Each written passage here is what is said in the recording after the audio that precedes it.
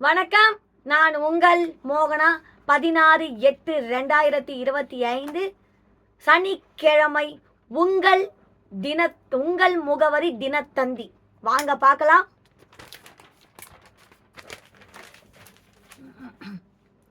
இன்றைய நவீன காலத்தில் கட்டப்பட்ட வீடுகளை வாங்குவதை விட சொந்தமாக ஒரு மனை வாங்கி அதில் தங்களுடைய விருப்பத்திற்கு ஏற்ப வீடுகளை அமைப்பது போல இல்ல தலைவர்களின் விருப்பமாக உள்ளது.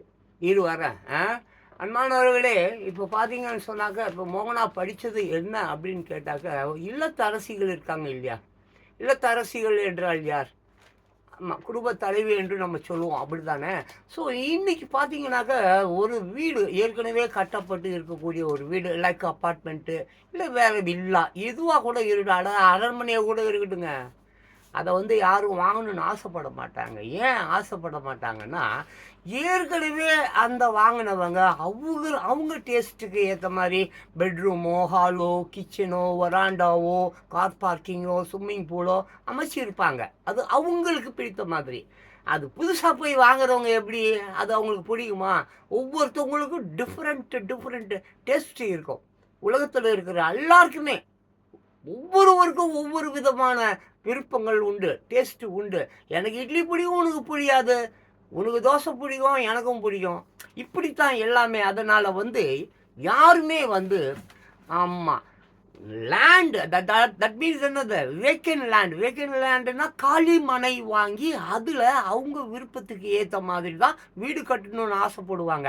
அந்த லேண்ட் ஆனது வந்து வடிவமாக, தட் மீன்ஸ் 40x60 இல்லை வந்து 30x40 இல்லாட்டினா அந்த மாதிரி ஒரு நல்ல கார் பார்க்கிங் வச்சு உள்ளே வந்து உங்களுக்கு ஸ்டார் கேஸ் எல்லாம் வச்சு செமையாக ஒரு 2 மாடி 3 மாடி ரொம்ப அழகாக, அது உள்ளே ஒரு சின்ன பூந்தோட்டம், இப்படி எல்லாம் வந்து பண்ணணுன்னாக்க அதுக்கு வீடு முதல்ல வடிவமாக இருக்கணும். கோசு இருக்கக்கூடாது. கோசாக இருந்தால் அதில் வந்து எந்த ஒரு அழகும் எந்த ஒரு நல்ல ஒரு விஷயத்தையும் பண்ணிக்க முடியாது. ஏதோ ஆமாம் வாடகைக்கு இருக்கிறதுக்கு ஏதோ அப்படி கட்டிக்கிட்டு இருக்கலாமே தவிர, உங்களுடைய விருப்பப்படி ஒரே ஒரு ஒரு டிவி செல்ஃபு கூட நீங்கள் வந்து நான் உங்கள் விருப்பப்படி அமைச்சிக்க முடியாது. அதுதான் இப்போ வந்து மோகனா சொன்னது. அதனால் எந்த ஒரு இல்லத்தரசியாக இருந்தாலும் அவர்கள் ஏற்கனவே கட்டப்பட்டு இருக்கிற வீடை காட்டிலும் காலி மனை வாங்கி அதில் சொந்தமாக அவங்க டேஸ்ட்டு படி வீடு கட்டிக்கணும்னு தான் நினைப்பாங்க. படியை மோகனா. ஆமாம், அந்த வகையில் ஒரு மனையை கவனம் செலுத்த வேண்டும் என்பது குறித்து கட்டுமான பொறியாளர்கள் மற்றும் வாஸ்து நிபுணர்கள் தெரிவித்த கருத்துக்களின் தொகுப்பை இங்கே பார்க்கலாம். வீடு கட்டும் நிலம் ஒழுங்கான வடிவம், 4 புறமும் தெளிவான எல்லைகளை கொண்டதாக இருக்க வேண்டும். பாயிண்ட் 1 அப்படி சொல்லி பேசுவோம். பாயிண்ட் 1 வந்து வீடு கட்டும் நிலம் ஒழுங்கான வடிவம், 4 புறமும் தெளிவான எல்லைகளை கொண்டதாக இருக்க வேண்டும். புரிஞ்சதுங்களாங்க? அதாவது நீங்கள் வந்து ஒரு புதுசாக வந்து நீங்கள் வந்து ஒரு மனை வாங்க போறீங்கன்னு சொன்னீங்கன்னாக்க, அது வந்து முதல்ல வடிவம் என்பதை நான் சொல்லிவிட்டேன். வடிவம் என்பது என்ன? 40x60, 30x40, 20x20, ஆமாம் 10x60. 10x60னா வால் மாதிரி இருக்கும். அதில் வந்து எப்படிங்க 10 அடி தாங்க ஃப்ரண்டேஜ் இருக்கும். 60 அடி நீட்டுனா எப்படி அது அந்த வீட்டுக்குள்ளார வந்து எப்படி ஃபஸ்ட்டு ஒரு சின்னோண்டு ஹால், அப்புறம் ஒரு வராண்டா, அப்புறம் ஒரு ரூம் மாதிரி, அப்புறம் ஒரு ரூம் மாதிரி, அப்புறம் ஒரு ரூம் மாதிரி. முதல்ல மெயின் கேட்டு கதவை திறந்தா கடைசியில் லாஸ்ட்டில் 60 அடிக்கு பின்னாடி இருக்கிற கக்கூசுக்கு நீங்கள் பக்கெட்டு தூக்கிட்டு போகிறீங்கன்னு வச்சிங்களேன், அதை ரோட்டில் கொரியர் பாயே பார்ப்பான், அந்த பொம்பளை கக்கூஸ் போகிறா போல இருக்குதுன்னு. அதுதான் புரியுதுங்களா? நான் புரியும்படி பேசுவேன். அப்படின்னா ரொம்ப டீட்டெயிலாக பேசுவேன்னா கொஞ்சம் அந்த கலோக்கியல் வேர்ட்ஸ் இருக்கும், அது கோச்சிக்காதீங்க. அப்போது மோகனா அதே மாதிரி எல்லைகள் 4 எல்லைகள் என்பது வந்து நம்ம எஸ் அந்த எல்லைகளும் ரொம்ப முக்கியங்க. ஆமாம், வீட்டு மனை ரொம்ப முக்கியம். புரியுதுங்களா? வீட்டு மனை, அந்த வடிவம், அந்த எல்லைகள், 4 எல்லைகள் ரொம்ப முக்கியம். அடுத்த பாயிண்ட் படி மோகனா. அடுத்த பாயிண்ட் 2, அருகில் உள்ள நிலங்களை விட மேடான இடத்தில் மழைநீர் தேங்கி நிற்காமல் வடிவம் வண்ணம் அமைய வேண்டும். வடிவம் வண்ணம் இல்லை, வடியும் வடியும் அந்த மாதிரி. அதனால அதை விடுங்க. நான் சொல்லிடுறேன். மோகனா படித்ததுக்கு உண்டான கரெக்ட் விளக்கம் என்ன என்பதை நான் சொல்லிடுறேன். இப்போ நீங்கள் ஒரு லேண்டு வாங்குறீங்கன்னு வச்சுங்களேன், நம்ம சென்னையே வந்து ஏரி தாங்க. ஆமாம், டோட்டலாக அங்கே எல்லாமே ஆமாம், ஒரு சில இடங்கள் தான் மேடாக இருக்கும். வேளச்சேரிலாம் பார்த்தீங்கன்னா இன்னைக்கு ஏன் மிதகுது? அது ஏரிங்க. வேளச்சேரி ஏரி இருக்குது இல்லை, செம்மண்ணஞ்சேரி ஏரி இருக்குது இல்லை. பாருங்க, இப்படியே ஒவ்வொரு ஊர் ஏரி ஏரி ஏரி ஏரின்னு தான் வரும். புதுச்சேரி ஏரி தான் அது கூட. ஸோ இங்கே வந்து அதுலேயும் ஸோ அந்த ஏரியை தான் ஆட்டையை போட்டு இந்த கவுன்சிலரு தலைவங்களையும் அவன்லாம் ஆட்டையை போட்டு அவன் எல்லாருக்கிட்டையும் விற்றுட்டானுங்க. புரியுதுங்களா? பேப்பர்ஸ் எல்லாம் கரெக்டாக இருக்காது, அதை அப்ரூவல் பண்ணுவான். தாசில்தார் சரியில்லை, அந்த விஓ சரியில்லை, எவனுமே சரியில்லை, அது விடுங்க. ஸோ வாங்குபவர் குருவி மாதிரி 10 பைசா 20 பைசாவாக சேர்க்குறீங்க. ஒரு லேண்டு போய் வாங்க போகிறீங்க. அந்த லேண்டை உங்களுக்கு வாங்குறதுல அந்த பேப்பர் நல்லா இருக்குதா நல்லா இல்லையா, அந்த புரோக்கர் யார், திருட்டு போயலா, அந்த புரோக்கர் எத்தனை வருஷத்துக்கு முன்னால் இருந்து புரோக்கராக இருக்கிறான், நேற்று முளைச்ச காலானா, இதெல்லாம் கண்டுபிடிக்க வேண்டியது எவ்வளோ பெரிய முக்கியமான ஒரு அவசியமான ஒரு விஷயம். அது இன்றைய மக்கள் யாருமே வந்து சிந்திக்கிறதில்ல. கண்ணா முன்னான்னு ஏதோ சீப்பாக ஒருத்தன் ஒரு லேண்டை கொடுக்குறான்னா அவன் ஏமாத்துறான்னு அர்த்தங்க. 10 லட்ச ரூபா சொத்தை நான் 4 லட்ச ரூபாய்க்கு கொடுக்குறேன்னு சொன்னால் அங்கேயே உங்களுக்கு புரியலையா அவன் ஒரு ஃப்ராடுன்னு? அவன் யாரையோ ஆட்டையை போட்ட சொத்து அது. இன்றைக்கி என்ஆர்ஐ சொத்து. நம்ம தமிழ்நாட்டில் இருக்கிறவன், இந்தியாவில் இருக்கிறவன் ஃபாரினில் போய் என்ஆர்ஐயாக சம்பாதிக்கிறதுக்கு போகிறான். 6 மாதம், 1 வருஷம், 6 வருஷம், 10 வருஷம் அங்கேயே இருந்து ஆமாம் க்ரீன் கார்டு வாங்கணும், நிறைய சம்பாதிக்கணும்னு நினைக்கிறான். அங்கே சம்பாரித்த பணத்தெல்லாம் இங்கே லேண்டு வாங்கணும்னு நினைக்கிறான். அப்படி புரோக்கருங்க வச்சு லேண்டு வாங்குறான். லேண்டு வாங்கின 10வது நாளே அதே புரோக்கரு அதுக்கு 10 வகையான டாக்குமெண்ட் ரெடி பண்ணி வேற ஒருத்தக்கிட்ட விற்கிறான். அவன் இங்கே தேடி வந்து பார்த்தா, ஐயோ நம்ம இந்த இடத்துல தானே லேண்டு வாங்கி வச்சோம், நம்ம லேண்டு இங்கே எவ்வளோ தேடினாலும் அவன் லேண்டு அங்கே இருக்காது. அது போலீஸ்காரன் அவன் இவன் லொட்டு லூசுக்கு எல்லாரும் அதுக்கு உடந்த காசை போட்டு இங்கேருந்து கஷ்டப்பட்டு படித்து ரத்தத்தை சிந்தி ஃபாரினில் போய் சம்பாரித்து ஒரு சொத்தை வாங்கலான்னா அந்த சொத்தை இங்கே இருக்கிற திருட்டு நாய்ங்க ஆட்டையை போட்டு போயிடும். அதில் ஏன் உங்களுக்கு கவனம் இல்லை? ஒரு லேண்டு வாங்கினா ஏன் ஃபென்சிங் போட மாட்டேற? நீ ஃபென்சிங்னு போட்டாவே அதில் பக்கத்து வீட்டுக்காரன் 2 அடி எடுத்துருக்கிறானா, எழுத்து வீட்டுக்காரன் 4 அடி எடுத்துருக்கிறானா, இந்தாண்ட வீட்டுக்காரன் 2 அடியை திருட்டு இருக்கிறானா என்பது உனக்கு அப்போ தானே கண்டுபிடிக்க முடியும். நீ ஃபென்சிங் போடும்போதே பக்கத்து வீட்டுக்காரன் சண்டைக்கு வர, இதில் 2 அடி எந்த இருக்குது, நீ எப்படிங்க ஃபென்சிங் போடலான்னுவான். இன்னாட பக்கம் அந்தாண்ட பக்கம். அப்போ 4 எல்லைகளில் ஆளுக்கு 2 அடி 2 அடி 2 அடின்னு 60 அடிக்கு திருட்டுனா, ஏன்டா நாயே 2400 ஸ்கொயர் ஃபீட்டு ஒரு கிரவுண்டுன்னா அதில் 400 ஸ்கொயர் ஃபீட்டை 4 பக்கங்களில் இருக்கிற நாதாரிகளை திருட்டானுங்களா பாதிங்களா? அதை எப்படிடா நீங்கள் அயோக்கிய பசங்களை? அதுக்கு தான் நான் எப்போதுமே லேண்டு வாங்கினா உடனே ஃபென்சிங் போடுவேன். நீ ஃபென்சிங் போடுறனாலே 4 வீட் நாங்கள் வந்து டாக்குமெண்ட்டில் எவ்வளோ குறிப்பிட்டு இருக்குது, 2400 ஸ்கொயர் குறிப்பிட்டு இருக்குதா? சர்வேயரை கூட்டின்னு வந்து அழகு சொல்லு. துட்டு கேட்பான், லஞ்சம் கேட்பான், திட்டு பையன் எவனும் லஞ்சம் வாங்காமல் இங்கே எதுவும் செய்ய மாட்டான். கொடுத்துட்டல, வேற என்ன வழி இல்லையே, கொடுத்து தானே ஆகணும். நீ எந்த காசு கொடுக்காம தான் இங்கே எந்த வேலையும் ஆகாத நடக்காத. அப்படி இருக்கும்போது கொடுத்துட்டல, வேற வழி இல்லை. கொடுத்துட்டு அந்த திட்டு பசங்களுக்கு அந்த சர்வேயர்னு ஒரு நாய் ஒன்று இருக்கும், ஊர் பூரா சுற்றின்னு இருக்கும். அவன் பின்னால் 10 புரோக்கர் சுற்றின்னு இருப்பான். அவனுக்கெல்லாம் திட்டுக்கிட்ட கூப்பிட்டு துணை தலைவன் அப்புறம் மயிறு தலைவன் அவன்லாம் இருப்பான். அவனுங்களெல்லாம் வந்து கையில் வச்சுக்கின்னா கரெக்டாக அளந்து கரெக்டாக அது 10 ரூபா பதிவு போனால் அங்கே ஒரு திட்டு நாய் இருக்கும். அது பேர் தாசில்தார்னு வாங்க. அவன் ஒரு மிகப்பெரிய அயோக்கியன். ஸோ இதெல்லாம் கவனிக்கணும். போலீஸு கேஸு மயிறு நீ போனால் கூட நீ காலத்தில் எதுவும் நீ ஜெயிக்க முடியாது. அப்படி இருக்கும்போது நீ உஷார எறியெல்லாம் மயிராட்சிலாம் எங்கேயா ஃபாரின்லேயே சொத்து வாங்கிக்க. இங்கே என்ன மயிருக்கு வாங்குற? ஃபாரின்லலாம் அப்படி வந்து சீட்டிங்லாம் பண்ண மாட்டாங்க. புரியுதா? கஷ்டப்பட்டு ரத்தம் சிந்தி காசை சேர்த்து குருவியாக காசை சேர்த்து ஒரு வீட்டை வாங்கினா அந்த வீட்டை வாங்கி கடக்கால் நோண்டுறதுக்கு முன்னாலே எவனோ ஒருத்தவன் அந்த வீட்டை கட்டிட்டு போயிடலானப்பா. எவ்வளோ மோசமான உலகம்ப்பா இந்த உலகம். அதனால ஒரு மனையை வாங்கும் பொழுது அது மேட்டு மேலே இருக்குதா, சரியா பேப்பர்ஸ் எல்லாம் பக்காவாக இருக்குதா, அது என்ன லேண்டு எந்த ஜோனில் இருக்குது, கமர்ஷியல் ஜோனில் இருக்குதா, இல்லை கோயில்கள் சம்மந்தப்பட்ட கோயில் லேண்டெல்லாம் விற்றுனுக்குறாங்க அயோக்கிய பசங்க. அந்த காலத்தில் ராஜாக்கள் வந்து ஏதோ இவங்களுக்கு கொடுத்தான். வெள்ளக்காரன் போகும்போது நிறைய சரி ஏதோ இந்த கோயிலுக்கு வச்சுக்கோ அப்படின்னு போகும்போது ஏகப்பட்ட எவ்வளோ 9,00,000 ஹெக்டேர் ஏக்கர்ஸ் லேண்டை கொடுத்தான். பஞ்சமி இந்த தலித் மக்களுக்காக கொடுத்துட்டு போனான். வெள்ளக்காரன் சுதந்திரம் கெச்ச உடனே வெள்ளக்காரன் வந்து இவங்கெல்லாம் போய் அழுகுறான். யார்கிட்ட போய் அழுகுறான் வெள்ளக்காரன், ஐயா இங்கெல்லாம் போயிடுறீங்களா ஐயா. ஆமாம் இப்போ வந்து ஒரு சட்டம் ஒன்று கொடுத்துட்டான். வெள்ளக்காரன் இங்கேருந்து விடுதலை ஆனால் அன்னைக்கு ஒரு சட்டம் ஒன்று போட்டாங்க. வெள்ளக்காரன் எல்லாரும் எல்லாம் அவன் சொந்தமாக வச்சுருந்தானோ அதில் ஒரு துரும்பு கூட எடுக்கக்கூடாது, அப்படியே விட்டுட்டு தான் அவன் நாட்டுக்கு போகணும் அப்படின்னு ஆர்டர் இருந்ததுனால வெள்ளக்காரன் இங்கேருந்து போகும்போது தான் போட்டிருந்த பேண்ட்டு சட்டையை கூட எட்டுக்களை விட்டு போயிட்டான்.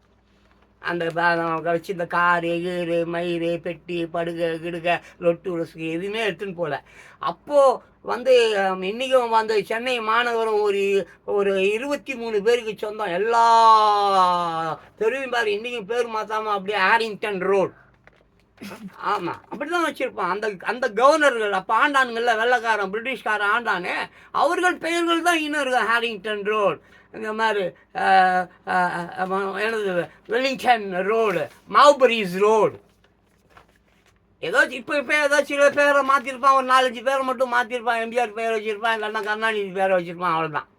வேறு யாரும் எவ்வளோ பேர் உலகத்தில் எவ்வளோ பேர் இருக்கிறான், என் பேரையும் வைக்க மாட்டான். இவங்களுக்கு பிடிச்ச பேரை மட்டும் வச்சுப்பானுங்க. ரயில்வே ஸ்டேஷனுக்கு, பஸ் ஸ்டாண்டுக்கு, அதுக்கு இதுக்கு. கக்கூசுக்கு வச்சுக்க வேண்டாம். அவங்க பொது கக்கூசு எவ்வளோ இருக்குது, அதுக்கெல்லாம் ஏன்டா அவங்க பேரை வச்சுக்க மாட்டீங்க? ஊர் பொது கக்கூசு இருக்குது, பஸ் ஸ்டாண்டுக்கு பேர் வச்சுக்கிற, கக்கூசுக்கு உன் பேர் வச்சுக்க. கருணாநிதி கக்கூசு வச்சுக்க வேண்டியதானே. அவங்களாடே அசிங்கமாக இருக்கிற அவங்கள பற்றி பேசும்போது. ஸோ யாராவது கஷ்டப்பட்டு நீங்கள் லேண்டு வாங்குறீங்கன்னா அது என்ன மாதிரி இடம், அது என்ன கமர்ஷியல் ஜோனில் இருக்குதா, கோயில் ஜோனில் இருக்குதா, இல்லை ரெசிடென்ஸ் ஜோனில் இருக்குதா, மேட்டு மேலே இருக்குது, ரைட்டு. நாளைக்கு மழை பெய்யும், வெள்ளம் வரும், பயங்கரமான மேட்டரெல்லாம் வரும், பேரிடர்கள்லாம் வரும். அப்படிப்பட்ட சூழ்நிலையில் தண்ணி வெள்ளம் நேராக கடலுக்கு போகல, எல்லாம் காவாலாம் அடிச்சுன்னு இருக்குது, தூரே வரல, அப்படியே விட்டானுங்க. அதனால் மழை பெஞ்சா வெள்ளம் வந்தால் கண்டிப்பாக உன் வீட்டுக்குள்ளே வந்துடும். நீ தாழ்வான இடத்துல நீ ஒரு லேண்டை வாங்கிட்டீங்கன்னா அப்போ ஒரு மேடான இடமா பார், ஒரு மேடான இடமா பார். ஓகே, தாழ்வான இது வரேன். ஒரு மேடான இடமா பார்த்து அந்த மேடான இடத்துல முதல்ல பேப்பர் சரியா இருக்கா பார். நீ வாங்கக்கூடிய அந்த லேண்ட் எத்தனை வருஷமா யாருக்கு சொந்தமா இருக்கு அப்படின்றத கண்டுபிடி. அந்த லேண்ட் வந்து இன்னார் பேர்ல 20 வருஷமா இருக்குது, 30 வருஷமா இருக்கு, 40 வருஷமா இருக்கு. அவர் பேர் ஜான் பாஸ்கோ, அவருக்கு தான் 40 வருஷமா இந்த லேண்டு சொந்தமா இருக்கு அப்படின்னு தெரிஞ்சுக்கினியா, அக்கம் பக்கத்தில் போய் விசாரி. ஏன் ஜான் பாஸ்கோ லேண்டுன்னு சொல்றாங்களா, அது உண்மையாங்க? 40 வருஷமா அந்த அளவுக்கு தான் அந்த லேண்டு சொந்தமாங்க? முதல்ல அதை கேளு. அப்புறம் இந்த ஜான் பாஸ்கோ ஏற்று வீட்டுல பக்கத்து வீட்டுல அண்ணாண்டா இந்தாண்டா எத்தனை பேர்கிட்ட அந்த சொத்து பேரில் கடன் வாங்கியிருக்கான்றது கேள். ஆமாம், 4 பேர்கிட்ட 40 லட்ச ரூபா சொத்தாக இருக்கும். 4 பேர்கிட்ட 10 லட்சம் 10 லட்சம் 10 லட்சம்னு வாங்கியிருப்பான். கடன் அந்த வட்டியும் கொடுத்துருக்க மாட்டான், ஒரு மயிரையும் கொடுத்துருக்க மாட்டான். யாருக்கும் தெரியாமல் அந்த புரோக்கர் பையில பிடிச்சி பாம்பேக்காரன் டெல்லிக்காரன் எவனையாவது கூப்பிட்டு தாசில்தாருக்கு காசை கொடுத்து என்ன பண்ணுவான், அப்படியே வந்து ரெஜிஸ்டர் பண்ணிப்பான். நீ வீட்டை வந்து அப்படியே சரி கொஞ்சம் சீப்பாகுதுன்னு வாங்கிடுவேன். வாங்கிட்டு வந்து வீட்டுக்குள்ளே வர முடியாது. கடங்காரன் 10 லட்சம் 10 லட்சம் 10 லட்சம் 40 லட்சம் வாங்கியிருக்கான். வட்டி கிட்டியெல்லாம் அப்படியெல்லாம் சேர்த்தா 1 கோடி ரூபா வருது. 1 கோடி ரூபாயை வச்சுட்டு உள்ளே போடான்னுவான். அவ்வளோதான், அவன் வாங்கிடுவான். அவன் எப்பயோ காடு வாங்கி கொடுக்கல போல, இவங்கிட்ட காசை வாங்கிட்டு அவன் டெல்லியில் இருக்கிறானோ, இல்லைன்னா விஜய் மல்லையா மாதிரி லண்டனில் இருக்கிறானோ, அவன் போயிடுவாயா. நீ உன் காசு, கஷ்டப்பட்ட காசு, ரத்தம் சின்ன காசு ஆட்டியை போட்டு திண்டு போயிட்டான்னு என்ன பண்ண போகிறேன்? இப்போ தூக்கு போட்டு சாவு போ. புரிதா உனக்கு நான் சொல்லிடுது? அதனால விசாரிக்கணும், நிறைய சந்தேகப்படு. ஒரு வக்கீல் வந்து அந்த கேஸில் சந்தேகப்பட்டதை ஜெயிக்க முடியும். ஒரு டாக்டர் அந்த பேஷண்ட் மேலே சந்தேகப்பட்டதான் அந்த பேஷண்ட்டை குணப்படுத்த முடியும். சந்தேகம் கொள், சந்தேகம் சந்தேகம் சந்தேகம் சந்தேகம். பொண்டாட்டி மேலே சந்தேகப்படாத. பொண்டாட்டி மேலே சந்தேகப்பட்டீங்கன்னா கல்யாணமே கட்டிக்க முடியாது. ஆமாம், கல்யாணமே கட்டிக்க முடியாது. அந்த அளவுக்கு கெட்டு போயிருப்பா, 8 வயசுலேயே கெட்டு போயிட்டு இருப்பா. ஆனால் அந்த கர்மத்தை விடு. அது ஏதோ வீட்டு வேலை வீட்டு வேலை பாத்திரம் கத்திரம் கழுவுறதுக்கு பயன்படும், பண்ணிக்க. புரிதா நான் சொல்லிட்டு? சேம் டைம் நல்லா கவனிக்கணும், சிந்திக்கணும், சிந்தித்து செயல்படுவோம். அறிவை எதுக்கு அடமானம் வைக்கிற? லேண்டுப்பா, மனைப்பா, மனை என்றால் மனைவி என்று பொருள். புரியுதா? கல்யாணம் கட்டிக்கிறீங்களே அவ கிடையாது. மனை, மனை என்றால் வீடு, வீடு என்றால் இல்லம். இல்லத்துக்கு தான் அரசி. இல்லம்னு ஒன்று இருந்தாதான், அதுல ஒருத்தி வந்தாதான், அதுக்கப்புறம் தான் அவன் அரசி. அதுக்கு அந்த வீட்டுக்கு வர்றதுக்கு முன்னால் அவன் அரசி இல்லை, வெறும் தரிசு நிலம், அவ்வளோதான். ஆமாம், புறம்போக்கு நிலம். புரியுதா? அது தாலியை கட்டிக்கணும், மயிரை பிடிக்கணும், வீட்டுக்குள்ளே வந்து உனக்கு உண்மையாக நடந்ததா அது இல்லத்தரசி. இல்லாட்டினா அது அரசி இல்லை, தரிசு நிலம், பதர், உப்பு நிலம், அதில் ஒன்றும் விளையாது. படிச்சு சொன்னால் மலடி, மலடி லேண்ட், மலடி நிலம். புரியுதா? மலடி வயிற்றுல ஏதாவது புல்ல பூச்சி கீச்சி ஏதாவது வருமா? வராதுல்ல, அப்படிதான். ஸோ தாழ்வான இடங்கள் இன்னைக்கு வந்து சென்னை மொத்தமாக எங்கேயோ தான் மேடு இருக்கும். அப்போ நீ ஒரு தாழ்வான இடத்துல வாங்கிட்டியா, அங்கே கேளு, ஏப்பா இங்கே மழை வந்தால் எவ்வளோ அடிப்பா தண்ணி நிற்கும்? சார் இங்கே மழை வந்தால் இடுப்பு அளவுக்கு நிற்கும். அப்போ இடுப்புக்கு மேலே ஒரு 5 அடி வச்சு 10 அடி பேஸ்மெண்ட்டை ஏற்று, பேஸ்மெண்ட்டை ஏற்றுப்பா. 10 அடி ஃபுல்லாக ஹைட் பண்ணு, ஹைட் நல்லா. ஒரு மலை மேலே வீடு கட்டின மாதிரி அங்கே வீடு கட்டிக்கோ. எவ்வளோ வெள்ளம் வந்தாலும் ஊரே அழிஞ்சு போனாலும் வீடு மேலே இருக்கும். மேலேருந்து எல்லாம் வேடிக்கை பார்க்கலாம். எல்லாம் அந்த மழையில் எல்லாம் எல்லாம் ஆமாம், கிழவன் கிழவியெல்லாம் செத்து அப்படியே ஆற்றோட ஆற்றா, மண்ணோட மண்ணாக, வெள்ளத்தோட வெள்ளமாக போகிறது. நீ மேலேருந்து அப்படியே வாஷ் பண்ணிருக்கலாம். ஆமாம், படப்பெட்டி, இனப்பெட்டி, அந்த பெட்டி, கல்லாப்பெட்டி, கில்லாப்பெட்டி, எங்கெங்கெல்லாம் துட்டெல்லாம் ஒழிச்சு வச்சானோ எல்லாம் அப்படியே ஆற்றுல போகும். பாம்பு, பல்லி எல்லாம் மயில், சோஃபா இப்போலாம் மிதந்து போகிறத மேலேருந்து அப்படியே ரசித்து பார்க்கலாம். ஸோ அந்த அளவுக்கு நீ முன்னேற்பாடாக முன்கூட்டியே எல்லா வகையான விஷயங்களையும் ஆராய்ந்து, ஆமாம், அந்த எல்லாமே திட்டுப்பேலாக இருப்பான். ஈஸி போட்டினா கம்ப்யூட்டரும் போய் சொல்லுவோம். அந்த அளவுக்கு பண்ணி வச்சுருக்க. கம்ப்யூட்டர் என்ன ப்ரோக்ராம் தானே பண்ணி வைக்கிறான் உள்ளார. கம்ப்யூட்டருக்கு என்னன்னா இந்த எதெல்லாம் பொய் ப்ரோக்ராம் பண்ணி அதை கரெக்ட் பண்ணி அதை வந்துட்டு அதை ப்ரோக்ராம் பண்ணி உள்ளே வைக்கிறான். நீ போய் கேட்டால் இவன் சொன்ன பொய்யா தானே அவன் ப்ரோக்ராம் பண்ணி அதை உள்ளே வச்சுருக்கான். இவனும் போய் சொன்னான், அதுவும் போய் சொல்லிச்சாள் தான். ஸோ எப்போவுமே தாழ்வான நிலப்பகுதி என்றால் அந்த இடத்துல வந்து மேக்சிமம் என்னுடைய நாலேஜில் வாங்காதீங்க. அப்படி வாங்கினா நல்லா ஹைட் ஏற்றுங்க, நல்லா ஹைட் ஏற்று கட்டுங்க. அப்படி நீங்கள் ஹைட் ஏற்றும் பொழுது அங்கே இருக்கிற பிரச்சனை எல்லாம் வந்துடும். நீ இப்போ நம்ம ஃபென்சிங் போடும்போதே உனக்கு பிரச்சனை இருக்கிறது தெரிஞ்சிடும். காம்பவுண்டு கட்டும்போதே உனக்கு அங்கே இருக்கிற பிரச்சனை தெரிஞ்சிடும். எல்லாமே அப்போ அதுக்கப்புறம் ஒரு வீடை கட்டு, அதுக்கப்புறம் நிம்மதியாக பொண்டாட்டி பிள்ளைங்களோட சந்தோஷமாயிரு. இப்போ அடுத்தது படிமோனா.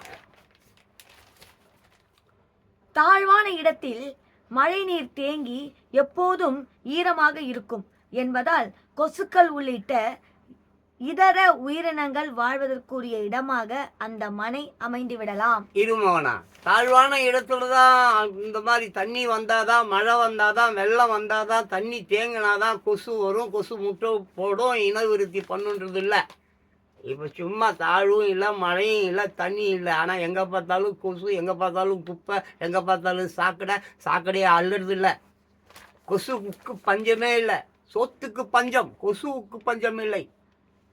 ஆமாம், எங்கே பார்த்தாலும் ஆமாம், காசுக்கு பஞ்சம், வியாதிக்கு பஞ்சம் இல்லை. எங்கேயாகுது தூய்மை? தொழிலாளர்களையும் தூக்கி எங்கேயோ கல்யாண மண்டபத்தில் ஆட்சி போட்டாங்க. அவங்க தனியார்கிட்ட கொடுக்கக்கூடாதுன்னு சண்டை போடுறாங்க போல இருக்குது. தனியார்கிட்ட கொடுக்கறது தான் கரெக்டு. அவங்க கொடுத்தா கொஞ்சம் சிங்கப்பூர், அமெரிக்கா மாதிரி கொஞ்சம் நல்ல சிறப்பும் சீருமாக நல்லாயிருக்கும். கொசு கிசு தொல்லை இல்லை, இந்த மாதிரி காவாகு எல்லாம் அவங்க சுத்தம் பண்ணுறதில்ல. துட்டு மட்டும் கொடுக்கலன்னா கத்துறானுங்களே தவிர. சென்னை சிட்டி போய் பாரு, ஒரு ட்ரோன் விட்டு காட்டா, ட்ரோன் விட்டுமா மொத்த சென்னை நகருக்கு ஒரு ட்ரோனை விட்டு காட்டுமா. எங்கெங்க எல்லா இடத்துல குப்பை இல்லாத இடம் எங்கேயாகுது? ஓப்பன் பண்ணாத காவா எங்கேயாகுது? உடையாத ரோடு எங்கேயாகுது? எல்லாம் ஆமாம் கண்ணா முன்னான்னு இருக்குது. அதுக்கு அடுத்தது போ. அப்போ அடுத்தது வந்து என்னன்னா, வீட்டு மனை வடக்கு அல்லது தெற்கு பார்த்த நிலமாக இருந்தால் காற்றோட்ட வசதி நன்றாக கிடைக்கும். ஆமாம், தென்மேற்க பருவ காற்று. ஆமாம், காற்று உங்களுக்கு வந்து 2 பக்கம் காற்றுகள் தான். ஆமாம், தென்மேற்கு பருவக்காற்று, அப்புறம் வடமேற்கு பருவக்காற்று. இந்த 2 பருவக்காற்றுகள் தான் வந்து நம்ம வீட்டை வந்து குளிர்ச்சி பண்ணும், காற்று கொடுக்கும், எல்லாம் கொடுக்கும். ஸோ அந்த மாரி பார்த்து வாங்குவது வந்து வெயில் நாள்ல, கரண்ட் இல்லாத நாள்ல, ரொம்ப இந்த சித்திரையா ஏதோ சொல்லுவாங்களே, நம்ம கத்திரி வெயில் அந்த மாரி காலகட்டங்கள்ல ரொம்ப ரொம்ப வாட்டி வதச்சிடும். ஸோ இப்படி இப்போ கொஞ்சம் இயற்கை காற்று அனல் காற்றுனா கூட ஏதோ ஆமாம் கரண்ட் இல்லைன்னா கூட கொஞ்சம் சமாளிக்கலாம். ஸோ அதையும் கொஞ்சம் பார்த்து கொள்ளுங்க. அப்புறம் வீடு கட்டுவதற்கு முன் மண்ணின் மண்ணில் தன்மையை பரிசோதித்து பார்க்க வேண்டும். அதனால் வீடு கட்டும்போது ஏற்படும் பல பிரச்சனைகள் தவிர்த்து பணம் விரயம் மாவதை குறைக்கும். இதுக்கு என்ன பொருள் அப்படின்னு சொல்லி பார்த்தீங்கன்னாக்க, சதுப்பு நிலம் என்று சொல்வார்கள். இப்போ வேளச்சேரி என்பது சதுப்பு நிலம். ஏரி மண் என்னாக்க அது மண் லூஸாக இருக்கும். இப்போ பாறையை எடுத்துக்கிட்டிங்கன்னா பாறை ஸ்ட்ராங்காக இருக்கும். மலை இருக்குது பார்த்தீங்களா, மலையெல்லாம் பார்த்தீங்கன்னா பாறையெல்லாம் பார்த்தீங்கன்னாக்கா ஸ்ட்ராங்காக இருக்கும். அதே நிறைய மலைகள் பார்த்தீங்கன்னாக்கா மலை சரிவு ஏற்படும். மண் லூஸ் இருக்கும். லூஸ் அதாவது மண் லூஸாக இருந்தால் தான் அங்கே செடிகள் அந்த மாதிரிலாம் மரங்கள்லாம் வளரும். இப்போ மரங்கள்லாம் பெருசாக வளரும்போது அதோடைய வேர்கள் வந்து கிலோமீட்டர் அளவுக்கு அடியில் போகும். அப்படி அடியில் போகும் பொழுது அப்போது அந்த லூஸ் மண்ணாக இருந்தால் காற்றுக்கு அப்புறம் புயலுக்கு ஆட்டங்கண்டு அப்படியே மண் சரிவு ஏற்பட்டு மண் சரிவானது மக்கள் வாழக்கூடிய சமநில பகுதிகளுக்கு வந்து மக்களை வந்து பயங்கர சேதாரத்துக்கு பேரழிவுக்கு உள்ளாக்கி விடும். அப்போது என்ன பண்ணணும் அப்படின்னு சொன்னால் மண் அது சோதனை இருக்குது. இங்கே இன்றைக்கி ரொம்ப பேர் வந்து ஏரியில் வாங்கிடுறதுனால அவங்க வந்து மண் சோதனை செய்வது இல்லை. அப்படியே மண் சோதனை செஞ்சால் கூட அந்த அப்ரூவல் கொடுத்துடுவான். மண் நல்லா ஸ்ட்ராங்காக தான்ப்பா இருக்குது அப்படி சொல்லி கொடுத்துடுவான். அப்படிலாம் வந்து ஆமாம் ஏரியில் அதுவும் இந்த சதுப்பு நிலத்தில் நீங்கள் வந்து ஒரு பில்டிங் நீங்கள் கட்டுறீங்க. சப்போஸ் ஒரு சின்னோண்டு ஒரு மாடி வீடு இல்லை, சாதா வீடுலாம் பெரிய சேதாரம் இருக்காது. அதுவே 1 மாடி 2 மாடி 3 மாடி 5 மாடி 8 மாடி நீங்கள் கட்டிட்டீங்கன்னா மண் லூஸ் ஆகிருக்கிறதுனால அது ஏரி மண்ணுன்றதுனால ஈரப்பதம் அதிகமாக இருக்கிறதுனால காற்று புயல் இந்த மாதிரி நேரங்களில் அவ்வளோ பெரிய 10 மாடி 12 மாடி அப்பார்ட்மெண்ட் அப்படியே சாஞ்சிட்டா நின்றுடுமா? 2-3 நாளில் அப்படியே தப்ப கீழே விழுந்துடும். எவ்வளோ நம்ம இன்னைக்கு இந்த ஜனகமாகத்தில் அப்படி தான் விழுந்தது. ஏகப்பட்ட ஊரில் அந்த மாதிரி நிறைய பில்டிங்ஸ் கட்டிட்டு இப்போ ரீசன்ட்லி 2 மாதத்துக்கு முன்னால் இங்கே சென்னையில் எங்கேயோ ஒரு இடத்துல 12 11 13 தெரியல அப்படியே வேலை நன்னுன்னு இருக்கும்போதே ஊந்துச்சு. அப்போது அந்த மண் அவர் சோதனை பண்ணலை. ஆமாம் சோதிச்சிருப்பாரு, நல்லா இருக்கு மண்ணுன்னு சொல்லியிருப்பான். அந்த அப்ரூவல் கொடுத்தான் பாரு திட்டு பையன், அவன் சொல்லியிருப்பாங்கம்மா சரியாக இருக்கு நீங்கள் தாராளமாக கட்டிங்கன்னு லஞ்சம் வாங்கிட்டு சொல்லிட்டு இருப்பாங்க, கட்டியிருப்பாங்க, ஊந்து போச்சு. இந்த மாதிரி ஏகப்பட்ட மண். ஆமாம் சோதனை நடத்தப்பட வேண்டும். மண் ஸ்ட்ராங்காக இருக்கணும். ஆமாம் ஃபாரின்லலாம் பார்த்தீங்கன்னு சொன்னாக்க ஒவ்வொரு ஃப்ளோருக்கும் கீழே ஒரு ஃப்ளோர் டவுனில் அண்டர் கிரவுண்டில் இப்போ 10 மாடின்னா இல்லை சரியாக எனக்கு தெரியல. ஆமாம் ஒரு 5 மாடி நீங்கள் கட்ட போகிறீங்கனாக்க அப்போ கீழே ஒரு ஃப்ளோர் அண்டர் கிரவுண்டில், அதாவது பேஸ்மெண்ட்டுன்னு சொல்கிற மாதிரிங்க. அப்போ மேலே ஏற்ற கீழே அதே மாதிரி. ஆமாம் underground 1 block 1 block 2 block 3 block 4 கீழே அப்படியே போயிட்டே இருப்பான். அதான் பூமி அடியில் 4 அடுக்கு 5 அடுக்கு இருக்கு. ஆமாம் பார்த்தீங்கன்னா லிஃப்ட்டு கீழே வரைக்கும் போவோம். பெரிய ஹாஸ்பிட்டலெல்லாம் பார்த்தா தெரியும். நாங்கள் கிரவுண்ட் ஃப்ளோர் பார்த்தா அது போய் கீழே போயினே இருக்குதுங்கன்னு பார்த்தா கிரவுண்ட் 1 கிரவுண்ட் 2 கிரவுண்ட் 3 கிரவுண்ட் 4ன்னு போயினே இருக்கும். அது வந்து கடக்கால் பேஸ்மெண்ட் பில்டிங்கை வந்து ஸ்ட்ராங்காக பிடிச்சிக்கிறதுக்கு. இப்போ நம்மளை வந்து இந்த 2 கால் தானே பத்திரமா பிடிச்சிக்குது இந்த உடலை. அப்போ அந்த 2 உடலையும் அந்த முதுகு எலும்பு ஆனதும் இந்த கால்கள் ஆனதும் இந்த உடலை எவ்வளோ ஸ்ட்ராங்காக பத்திரமா நம்மளை வந்து கீழே விழாமல் பிடிச்சிக்குதோ அதே மாதிரி தான் மண் சோதனை மிக மிக முக்கியம். அதனால் நீங்கள் ஒவ்வொரு முறையும் ஒரு லேண்டு வாங்கிறதுக்கு முன்னால் அந்த ஏரியாவில் சுற்று வட்டாரத்தில் விசாரணை பண்ணுங்க, தோண்டி பாருங்க. அது சதுப்பு நிலமா, ஈரப்பதம் உள்ள நிலமா, பில்டிங் கட்டினா பில்டிங் சரிஞ்சிருமா? நான் இப்போ நிலச்சரிவுகள் வர மாதிரி நாளைக்கு நம்ம வீடு நல்லா பெருசாக கட்டிடுவோம். கட்டிட்டு கிரகப்பிரவேசம் அன்றைக்கே உழுது போயிடும்பா. அப்போ எவ்வளோ பெரிய சேதாரம். நீ சேத்தா பண்ணாலாம் மண்ணாக போயிடுச்சே. இப்படி தான் மண்ணாக போயிடும். புரியுதா? ஆமாம், இப்படிதான் என் மண்ணா போயிடும். ஸோ அதையும் கவனம் செலுத்துங்களா. அடுத்தது படி மகளா. அடுத்தது, களிமண் நிலம் நீரை உறிஞ்சும் தன்மை அற்றதால் ஆறில் தண்ணீர் தேங்கி நிற்கும் என்பதால் களிமண் பூமி வீடு கட்டுவதற்கு பொருத்தமாக இருக்காது. ஆனால் மண் பரிசோதனை முடிவுகளின் அடிப்படையில் பொறியாளர் ஆலோசனைப்படி கட்டுமான பணிகளை தொடரலாம். நான் சொன்னது தாங்க, சதுப்பு நிலம் களிமண் எல்லாமே அதுதான். ஆனால் பொறியாளர் அவங்க எல்லாருமே வந்து மெயினாக வந்துங்க, நீங்கள் வந்து ஒரு லேண்டு வாங்கிறதுக்கு முன்னால் இன்றைக்கி வாங்கினா இன்றைக்கி பிடிச்சி போச்சுன்னு இன்றைக்கி வாங்காத. அட்வான்ஸ் மெயினாக கொடுக்காத. அட்வான்ஸ் கொடுத்தீங்கன்னா திருப்பிலாம் வராது. அதனால் அட்வான்ஸ் எல்லாம் கொடுக்காத. நான் ஏன் அவ்வளோ பேசுகிறேன்னா, நான் வந்து 27 வருடங்கள் ரியல் எஸ்டேட் பண்ணியிருக்கேன். 1 வருஷம் 2 வருஷம் 3 வருஷம் இல்லை, 27 வருடங்கள் ரியல் எஸ்டேட் பண்ணியிருக்கேன். ஒருத்தவனை கூட ஏமாத்துனது கிடையாது. நான் ஏமாத்திருந்தேன்னா இன்றைக்கி வந்து சென்னையில் ஒரு 30 பங்களா வச்சுருந்துருப்பேன். அவ்வளோ பணமாக லட்சமாக என்கிட்ட எடுத்துகிட்டு வருவாங்க. அப்படிப்பட்ட தப்பான முறையில் அந்த மாதிரி செய்யலை. எனக்கு ஏமாற்ற பிடிக்காது. இது வரைக்கும் ஏமாத்தலாம். நல்லா இருக்கேன், சந்தோஷமாக இருக்கேன். ஆமாம், ரொம்ப பேருக்கு இந்த ரியல் எஸ்டேட் பண்ணுறவன் போகிறோம் வரவனுக்கெல்லாம் என் மேலே கோபம் இருக்கும். என்ன ஒரு பெரிய மயிர் உத்தம புத்திர ஹரிச்சந்திரன் சொல்லுவான், போடாய மயிருன்ட்டு போயிட்டே இருப்பேன். நான் எதுக்கு சொல்ல வரேன்னு சொன்னாக்க, புரோக்கர்கள் அப்புறம் இந்த ரியல் எஸ்டேட் பீப்புள்ஸ் இவங்களெல்லாம் தயவு செஞ்சு நீங்கள் நம்ப வேணாம். நான் சொல்ல, அவங்க மூலியமாக செய்யுங்க. சில விஷயங்கள் அவங்களுக்கு நல்லா தெரிஞ்சிருக்கோம், அவங்க எடுத்து சொல்லுவாங்க. பட் அதை மீறியும் நீங்களும் வந்து எடுத்த உடனே அட்வான்ஸை கொடுக்கறது, எடுத்த உடனே ரெஜிஸ்ட்ரேஷன் போடுறதெல்லாம் பண்ணாதீங்க. நல்லா ஒரு நாள் 2 நாளில் 1 மாதம் 2 மாதம் 3 மாதம் நல்லா ஆராய்ச்சி பண்ணுங்க. அக்கம் பக்கத்துலலாம் விசாரிங்க. அவன் தோளான் தொம்பிட்டான். மெயினாக பிச்சைக்காரன் எவனாவது அங்கே இருப்பான். பிச்சைக்காரன் அந்த இடத்துலையே இருப்பான். ஒரு 6 மாதம் இல்லை 6 வருஷம் 10 வருஷம் அதே இடத்துல பாய போட்டு எவனாவது சோறு கீறு கொடுப்பான், துணுன்னு இருப்பான். அவங்ககிட்ட போய் கேளுங்க, அவன் சொல்லிடுவான் எல்லாத்தையும். அந்த ஊர் வண்ணாங்கிட்ட போய் கேளுங்க, அவன் எல்லாத்தையும் சொல்லிவிடுவான். அந்த ஊர் பால்காரங்கிட்ட போய் கேளுங்க, அவன் எல்லாத்தையும் சொல்லிவிடுவான். நீ இப்போ ஆமாம் நேரடியாக நீ நான் தாசில்தார்கிட்ட போகிறேன்னு போனீங்கன்னா அவன் உன்னை கவுத்துருவான். நீ நேரடியாக எம்எல்ஏ கிட்ட போகிறன்னா அவன் உன்னை கவுத்துருவான். நீ நேரடியாக அந்த ஊர் தலைவங்கிட்ட போனால் அவன் உன்னை கவுத்துடுவான். நீ முதல்ல எல்லாம் பால்காரன் அந்த அயன் பண்ணுறான் பாரு, அந்த தெருவில் 6 வருஷமாக 8 வருஷமாக 10 வருஷமாக அயன் பண்ணின்னு இருப்பான். அவங்ககிட்ட போய் கேட்கணும். அவனும் திட்டு போய் புரோக்கர் வேலை தான் பார்ப்பான்.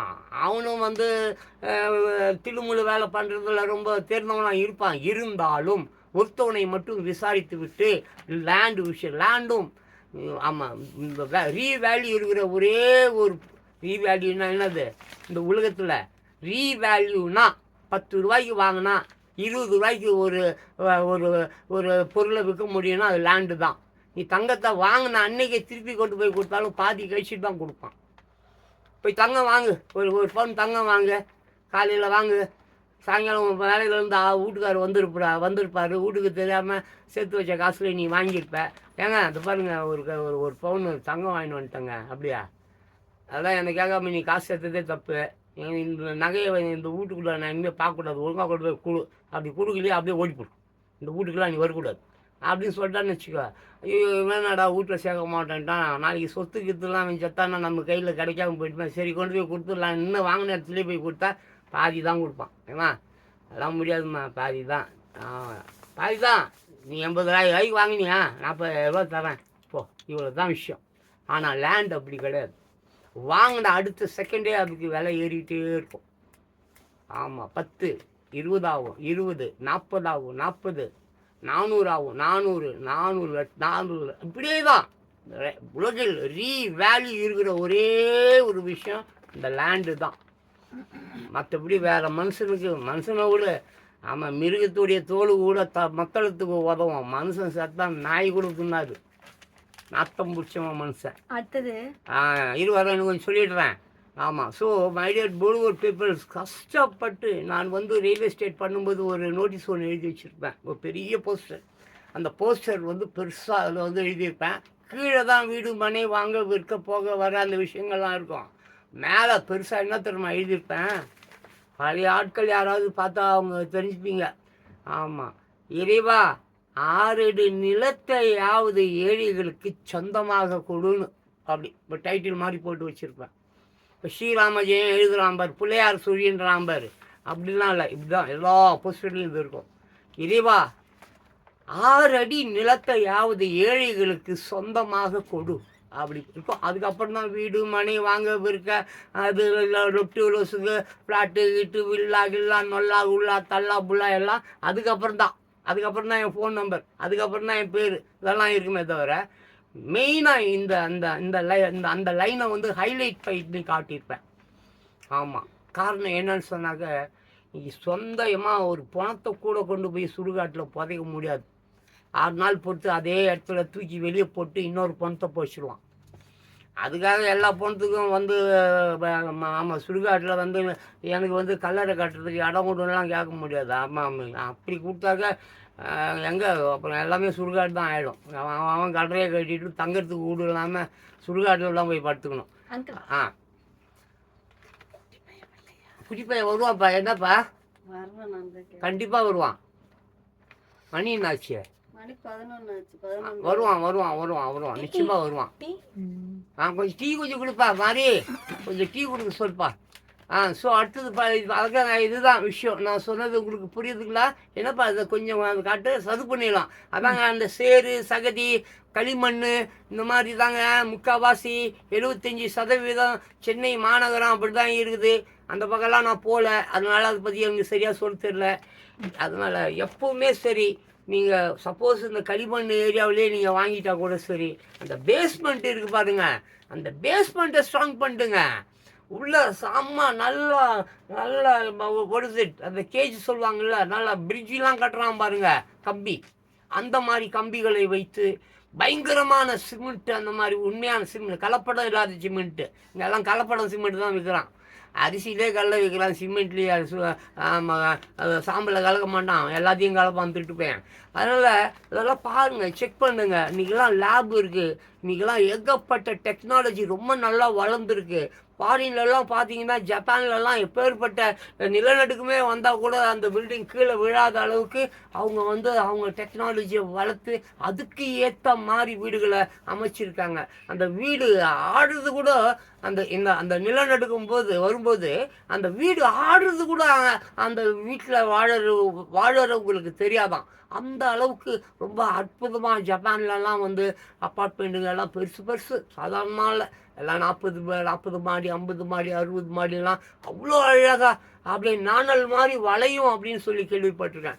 பூகம்பங்கள் வரும்பொழுது பட் சேதாரம் ஒன்றும் இருக்காதான், ஏதோ சின்ன சலசலப்பு இருக்கும் போல இருக்குது. ஈர்ச்சேதம் அதெல்லாம் வந்து பெருசாக இருக்காது போல இருக்குது. ரொம்ப ஏதாவது ஒன்றுனாக்கா அவங்க ஏற்கனவே அவங்களுக்கு அந்த சிக்னல் சிஸ்டம்ஸ்லாம் இருக்குது, அலாரம். அந்த மாதிரி உடனே அவங்களெல்லாம் நீங்கள் எல்லாம் மைதானத்துக்கு போயிடுங்க அப்படி இப்படி அவங்க தெரிவிப்பாங்க. இங்கெல்லாம் செத்தா பண்டு கூட தூக்க மாட்டான், அப்படியே விட்டுருவான். சரி, நான் இவ்வளோ காண்டில் பேசுவேன், அப்படி தான் பேசுவான். நீங்கள் கேட்ட கேள்வி கேட்கப்போ அப்புறம் அடுத்தது சொல்லு. இது பாறை நிலத்தில் அஸ்திவாரம் உறுதியாக அமைக்கலாம் என்றாலும் பாறையில் உள்ள நீர் வடியாது. அதில் போர் வெல் அமைப்பதும் அதிக செலவு பிடிப்பதாக இருக்கும். அது மட்டுமல்லாமல் வெயில் காலங்களில் சுற்றிலும் பாறைகள் உள்ள இடம் கூடுதல் வெப்பமாக இருக்கும். அந்த விஷயத்திலும் பொறியாளர் ஆலோசனை பெற்று தகுந்த முடிவுகளை மேற்கொள்ளும். மேற்பரப்பில் மிருதுவான மண்ணும் கீழே 3 அடி முதல் 0.9 முதல் 7 அடி வரை கடினமான மண் உள்ள நிலமே வீடு கட்டுவதற்கு பொருத்தம் என்று பொதுவாக குறிப்பிடப்படுகிறது. புரிஞ்சுக்கிட்டீங்களாங்க? ஏன் வந்து பாறை பாங்கான இடங்களில் வந்து வீடு கட்டக்கூடாது? அங்கே வந்து தண்ணி தேங்கிடும். மழை பெஞ்சா பாறைகளை வந்து தண்ணிக்கு வந்து பாறைகளுக்கு உறிஞ்சும் சக்தி கம்மி. உரியாதுன்னு சொல்ல முடியாது. ஆமாம், கல்லுக்குள் ஈரம் சொல்கிறானே, அப்போ கல்லுக்குள் ஈரம் எப்படி போகும்? உரியும் தன்மை அது இருக்குது, அதனால் அது வந்து இழுத்துக்கும். என்ன சொல்லலாம்? ஸோ என்ன விஷயம் அப்படின்னு கேட்டிங்கனாக்கா, பாறைகள் எவ்வளவோ மலைகள் கிடக்குது, எல்லாமே அங்கே போய் வீடு கட்ட முடியாது. ஆமாம், அது வந்து தவறான விஷயமும் கூட. இப்போ ஊட்டிலாம் இருக்குது, ஊட்டிலாம் வந்து லூஸ் மண், பாறை சரிவு, மிகப்பெரிய மழைலாம் வந்தால் நிலச்சரிவு ஏற்படும். அது வந்து பாறைன்னு சொல்ல முடியாது. பாறை அப்படின்னா பார்த்தாலே தெரியும், இந்த ஆந்திரா பக்கம்லாம் நிறையா இருக்குது. ஆந்திரா பக்கம்லாம் பார்த்தீங்கன்னா ஏகப்பட்ட பாறைகள் இருக்குது. அந்த மாதிரி இடங்களில் வீடு கட்டுவதற்கு அனுமதி தருவதில்லை. ஆனால் வந்து சீனா போன்ற நாடுகளில் பாறைகள்லாம் சில இடங்களில் வீடுகளை நான் பார்த்தேன். அது எப்படின்னு தெரியல. நம்ம நாட்டு சிஸ்டம் வேறு, அவங்க நாட்டு சிஸ்டம் வேறு. நம்ம நாட்டு சட்டம் வேறு, அவங்க நாட்டு சட்டம் வேறு. அது பற்றி எனக்கு வந்து சரியாக தெரியல. பட் பாறைகள், ஆமாம், அதான் பாறைன்னா தாங்க சில அந்த மாதிரி மலை பாறை மாதிரி இருக்கக்கூடிய மலை அந்த மாதிரி இடங்கள்லாம் வீடு கட்டுவதற்கு பெருசாக அனுமதி தருவது இல்லை.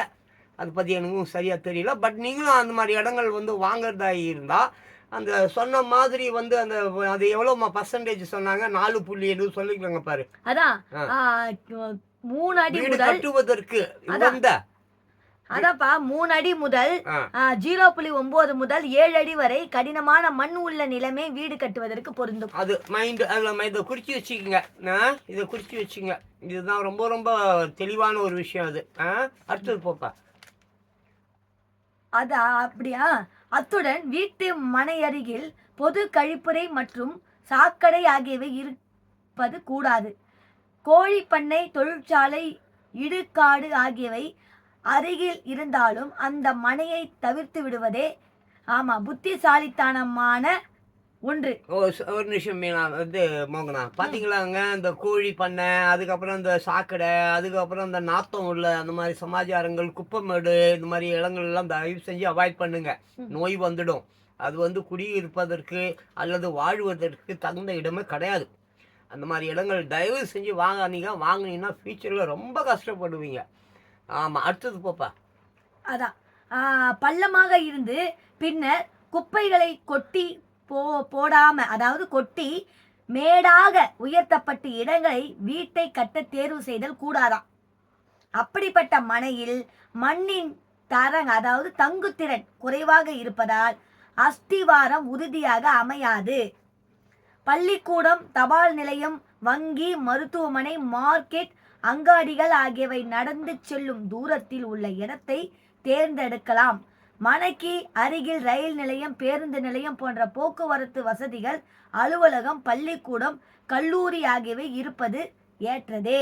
ஒரு நிமிஷம் இருமா, புரிஞ்சுக்கிட்டீங்களாங்க? எப்போ யார் வந்து வீடு வாங்கினாலும் சரி, அப்பார்ட்மெண்ட் வாங்கினாலும் சரி, இல்லை காடி மனை வாங்கினாலும் சரி, ஸ்கூல்ஸ் இருக்கிறது, ரயில்வே ஸ்டேஷன் இருக்கிறது, பஸ் ஸ்டாண்ட் இருக்கிறது, ஹாஸ்பிட்டல் இருக்கிறது, நல்ல போக்குவரத்து, ஆமாம், போக்குவரத்துக்கு ஏற்ற மாதிரி அந்த சுற்றுச்சூழலும் நல்லா இருக்கணும். அங்கே இருக்கிற மக்களும் நல்லவர்களாக இருக்கணும்.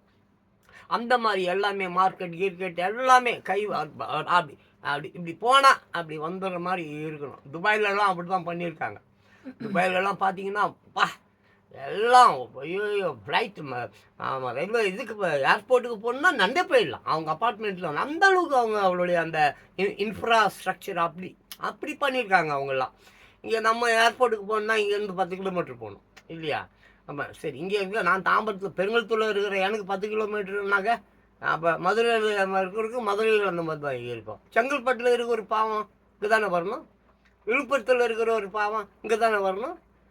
சொல்லுங்க பார்க்கலாம். ஆந்திரா பார்டரில் தடாவில் இருக்கிறவர் இங்கே தானே வந்தாகணும். ஸோ எப்பவுமே சரி, ஒரு லேண்டு நீங்கள் வாங்குறீங்களா, ஒரு வீடு நீங்கள் வாழ்வதற்காக நீங்கள் வந்து வாங்குறீங்கன்னா உங்களை சுற்றி எல்லாமே இருக்கிற மாதிரி பார்த்துங்க. பட் ரேட் அதிகமாக இருக்கும். ரேட்டு ஏகப்பட்ட, அதாவது ஒரு bus stand, railway station, school, கல்லூரி, ஹாஸ்பிட்டல், அந்த பகுதியில் நீங்கள் ஒரு லேண்டு இன்னைக்கு அது ஒரு ஜஸ்ட் ஒரு பெருங்கலத்தூர்னே நீங்கள் வச்சுங்களேன்.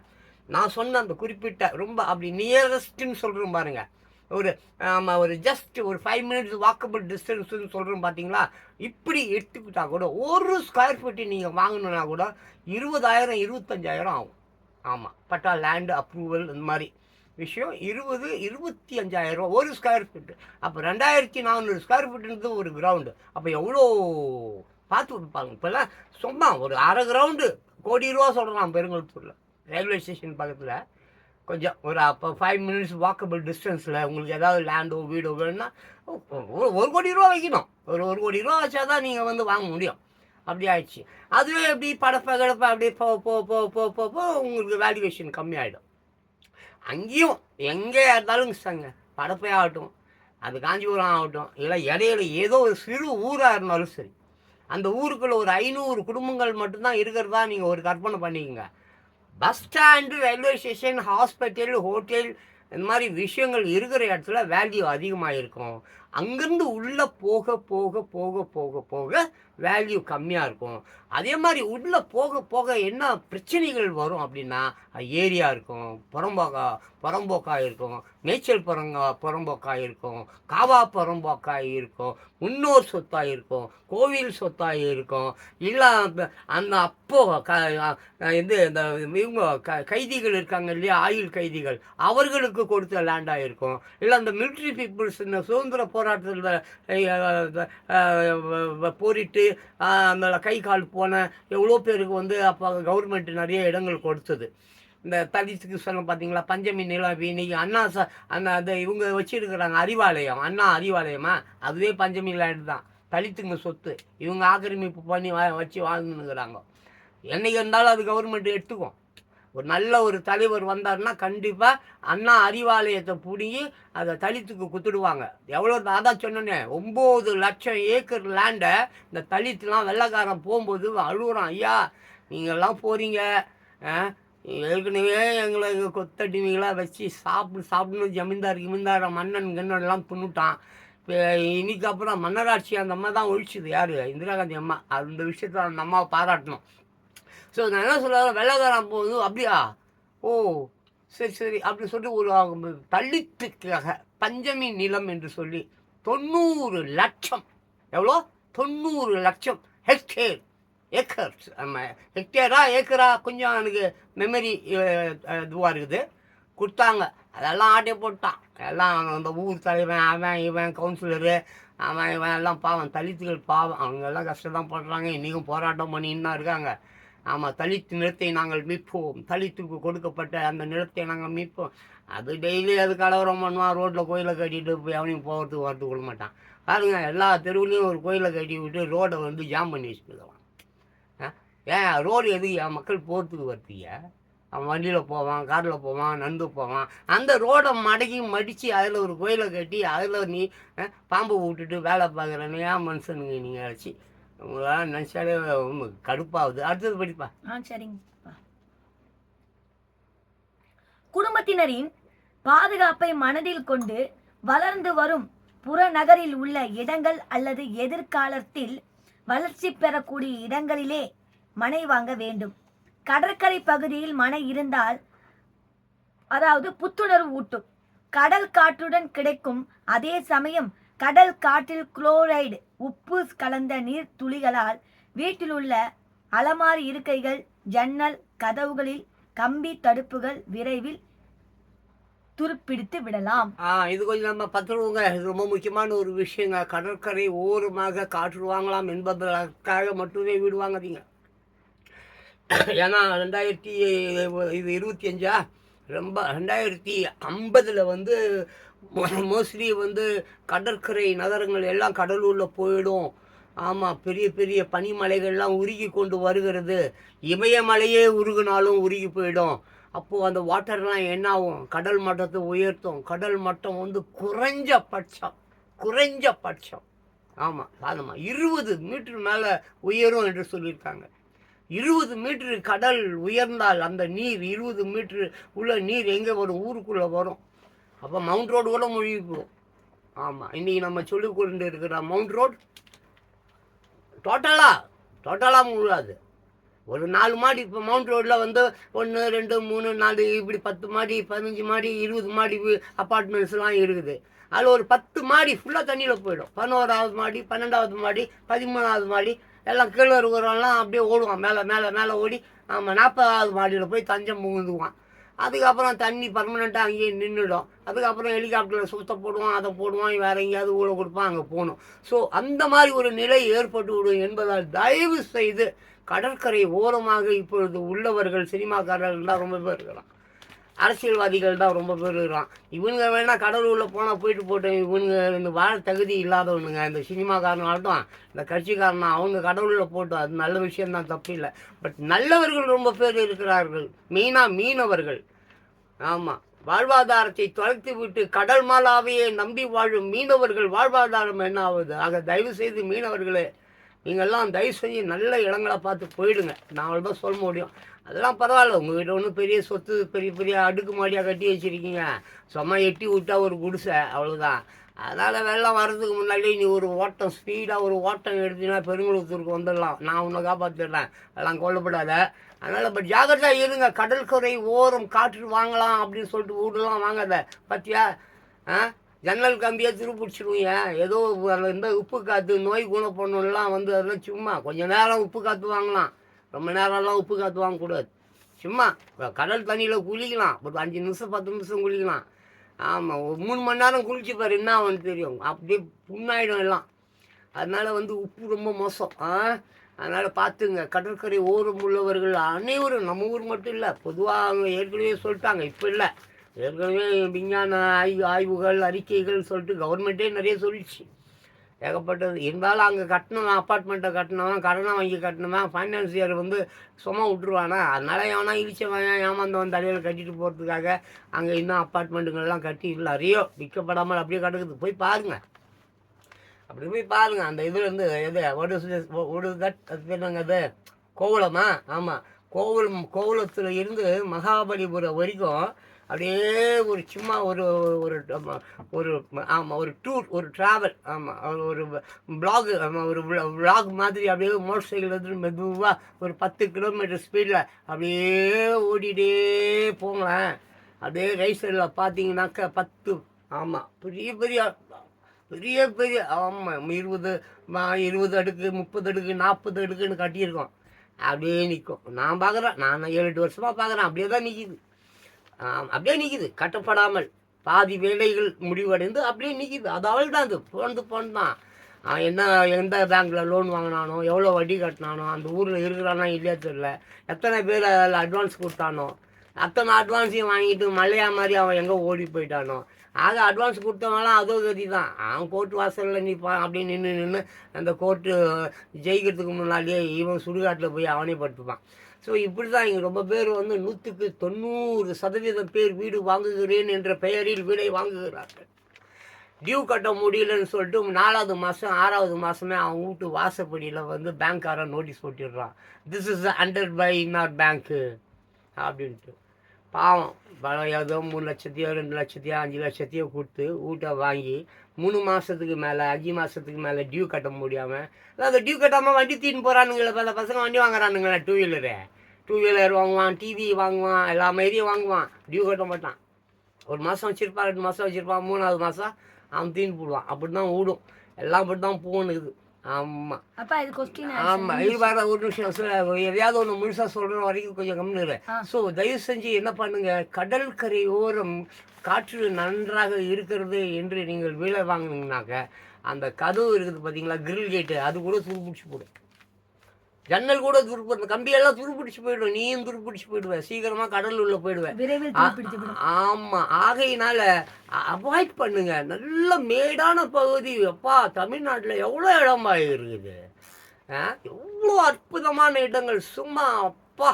எப்போ நாளாக போயிருக்கேன் அந்த பக்கம், இந்த பொள்ளாச்சி பக்கம்லாம் போயிருக்கேன். என்ன மாதிரி காற்று, என்ன பொல்யூஷன், பா இவ்வளோ இருக்குதுப்பா. லாங்காக இருந்தால் இருந்துட்டு போகுதுப்பா. அமெரிக்காலாம் பார்த்தீங்கன்னு சொன்னீங்கன்னாக்கா ஒரு ஊர் விட்டு ஒரு வீட்டுக்கு இன்னொரு வீடு பார்த்தா குறைஞ்சது, இப்போ என் வீடுக்குதுன்னு வச்சுக்கங்க, என் வீட்டில் இருந்து குறைஞ்சது பக்கத்து வீட்டுக்காரன் வீடுன்னு எடுத்துக்கினா அது இருக்கும்பா, அது இருக்கும் குறைஞ்சதுப்பா.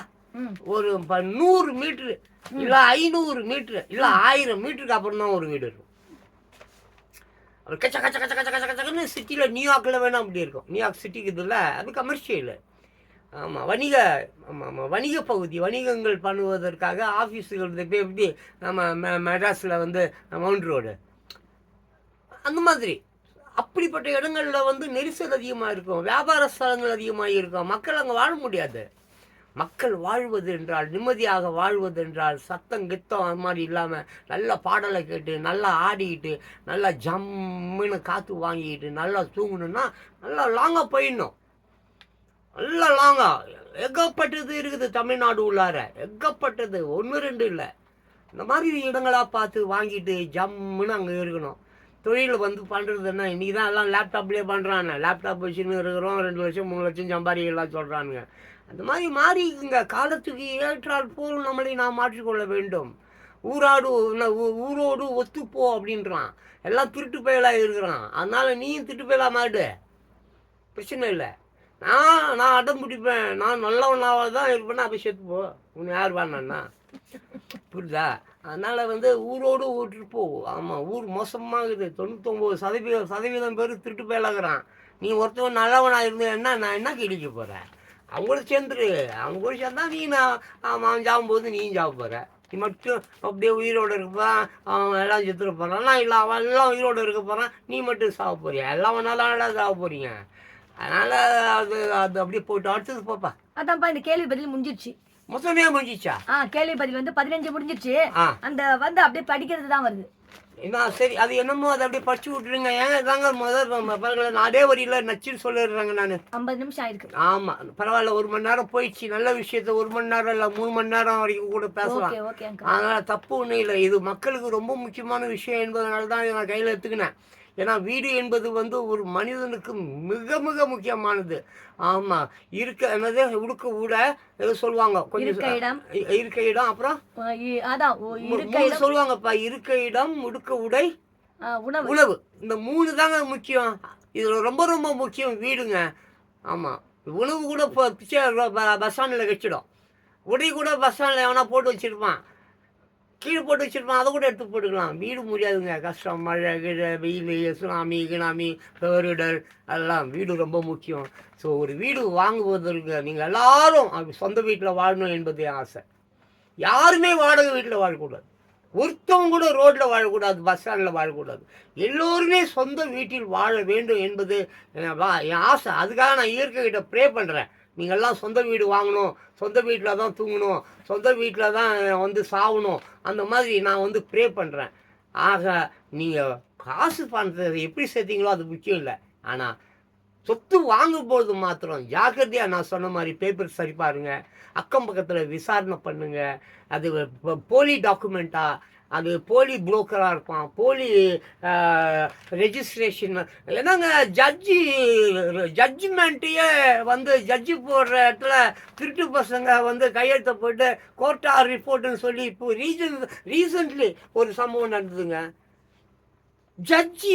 ஜட்ஜி கோர்ட்டே தீர்ப்பு கொடுக்கல, இவனே ஒரு ஜட்ஜி தீர்ப்பு கொடுத்தாருன்னு ஒரு தீர்ப்பை எழுதி அந்த தீர்ப்பை வச்சு ஒரு சொத்தை ஆட்டை போட்டானுங்க. ஒரு சொத்தை யார் வீட்டு சொத்தையோ ஆட்டை போட்டாங்க. அப்படிலாம் நடக்குதுங்க. ஜாக்கிரதையாக இருக்குங்க ப்ளீஸ்.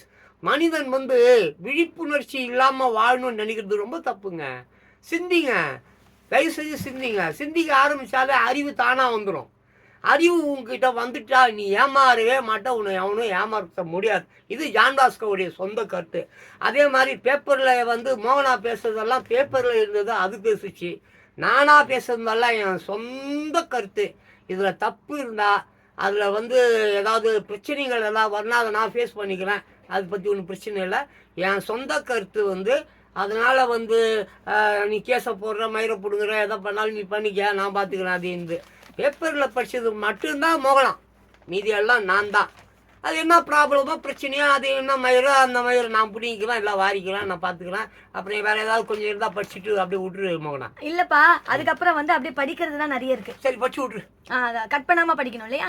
படிச்சு விட்ரு. அதுதான் நான் பார்க்க மாதிரி மீண்டும் மீண்டும் சொல்லுவேங்க. ஒரு லேண்டு வாங்கும் பொழுது அது பள்ளமா, மோடா, கொசு இருக்குமா, இருக்காதா, நீர் தேங்குமா, தேங்காதா, எந்த ஜோன், கமர்ஷியல் ஜோனா, ரெசிடென்ட் ஜோனா, ஆமாம், சுற்று வட்டாரத்தில் சொன்ன மாதிரி பஸ் ஸ்டாண்டு, ரயில்வே ஸ்டேஷன், ஹாஸ்பிட்டல்ஸ்லாம் இருக்குதா, எல்லாவற்றையும் ஒரு முறைக்கு 100 முறை கேட்டறிந்து செக் பண்ணி இந்த ரஜினி அந்த ஏதோ ஒரு 10 சொல்லுவார், நான் ஒரு தடவை சொன்னால் 100 தடவை சொன்ன மாதிரி, அந்த மாதிரிலாம் சொல்லாமல் 100 தடவையும் செக் பண்ணுங்க.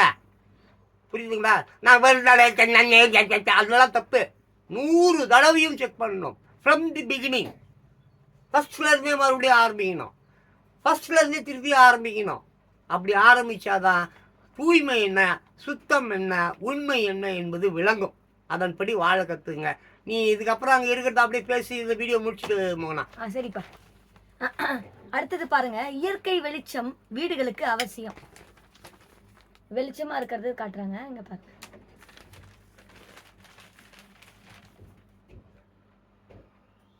ஆமா,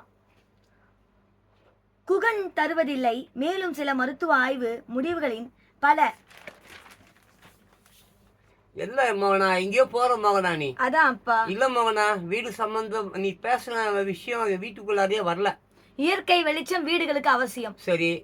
அதுக்கு என்னன்னா அவங்க என்ன போட்டிருக்காங்கன்னா, ம். மேலும் சில மருத்துவ ஆய்வு முடிவுகளின் படி இயற்கை வெளிச்சம் என்பது ம். ஒருவருடைய ரத்த அழுத்தத்தை குறைக்கிறது. ம். வெளிச்சமா இருக்கணுமா வீடு. ம். ஆமா, இங்கிலாந்து நாட்டில் உள்ள யூனிவர்சிட்டி ஆஃப் சவுத் ஆப்ஷன் என்பது இந்த பல்கலைக்கழகம் பயாலஜி பேராசிரியர்கள் நடத்திய ஆய்வு முடிவுகளில் இயற்கை வெளிச்சத்திற்கு இரத்த அழுத்தத்தை மட்டுப்படுத்துமா தன்மை இருப்பதாக தெரிவித்திருக்கிறார்கள். இன்னும் குறிப்பாக மனக்கவலை மற்றும் உடல் சோர்வு ஆகியவற்றையும் இயற்கை வெளிச்சம் அகற்றுகிறது என்று அவர்களுடைய ஆய்வு முடிவுகள் தெரிவிக்கின்றன. அதான் இயற்கை வீடு வெளிச்சமா இருக்கணுமா, வெளிச்சம் இருந்தாதான் நல்லதுன்னு சொல்லிட்டு போட்டிருக்காங்க. மின் விளக்கு வெளிச்சத்தை விட இயற்கையான வெளிச்சம் என்பது கண் பார்வையின் கூர்மை மற்றும் தெளிவு ஆகியவற்றை மேம்படுத்துகிறது. மின்சார விளக்கு வேணான்றாங்க. ஆமா, சூரிய வெளிச்சம் வேணுன்றாங்க. ஆமா, வீடுகளை பொறுத்தவரை இயற்கையான வெளிச்சம் என்பது மிக முக்கியமான அம்சம். ஏனென்றால் என்னதான் மின்சார ஒளி வெளிச்சம் வீடுகளுக்குள் இருந்தாலும் இயற்கையான சூரிய வெளிச்சம் மூலம் பெறப்படும் ஆரோக்கியம் அதன் மூலம் கிடைப்பதில்லை. அந்த வகையில் தான் கட்டுமான பொறியாளர்கள் வீடுகளுக்குள் இயற்கை வெளிச்சம் வருவதற்கு ஏற்ப ஜன்னல் மற்றும் வென்டிலேட்டுகள் அமைப்புகளை சரியாக திட்டமிட்டு அமைக்கிறார்கள் என்னும் சரியாக குறிப்பிடுவது என்றால் இயற்கை வீட்டில் வசிப்பவர்களுக்கு ஆரோக்கியம் ஏற்படுவதோடு பகலில் மின்சார விளக்குகளை பயன்படுத்தாத காரணத்தினால் மின் சிக்கனமும் ஏற்படுகிறது. இந்த வகை குடியிருப்பாக இருந்தாலும் காலையும் மாலையும் சூரிய ஒளி அந்த வீட்டுக்குள் வருவது போன்ற ஜன்னல் மற்றும் வென்டிலேஷன் அமைப்புகள் இருப்பது முக்கிய. இன்றைய காலகட்ட நெருக்கடிகளால் அப்படிப்பட்ட அமைப்புகளை மேற்கொள்ள இயலாவிட்டாலும் இயற்கையான வெளிச்ச வீடுகளுக்குள் வரும்படி அமைப்புகளை கட்டிட பொறியாளர் ஆலோசனையுடன் மேற்கொள்வது வீட்டு உரிமையாளர்களது முதல் கடமையாக இருக்க வேண்டும். இயற்கை வெளிச்சத்திற்கு உள்ள ஒரு முக்கியமான பண்பு என்னவென்றால் படிக்கும் அறையில் அல்லது வரவேற்பு அறையில் அமர்ந்து ஒரு புத்தகத்தையோ அல்லது செய்தித்தாளையோ படிக்கும் பொழுது நம்முடைய கவனம் மிக எளிதாக படிப்பதில் செல்கிறது. இந்த உணர்வு மின்சார விளக்குகளால் ஏற்படுவதில்லை. இந்த ஆய்வுகளில் தெரிய வந்துள்ளது. மேலும் இயற்கை வெளிச்சம் தரக்கூடிய புத்துணர்ச்சியை ஒருபோதும் மின் விளக்குகள் தருவதில்லை. மேலும் மருத்துவ ஆய்வு முடிவுகளின்படி இயற்கை வெளிச்சம் என்பது ஒருவருடைய இரத்த அழுத்தத்தை குறைக்கிறது. மின் விளக்கு வெளிச்சத்தை விட இயற்கை வெளிச்சம் என்பது கண் பார்வையின் கூர்மை மற்றும் தெளிவு ஆகியவற்றை மேம்படுத்துகிறது என்பதை அமெரிக்காவின் வடக்கு கரோலினா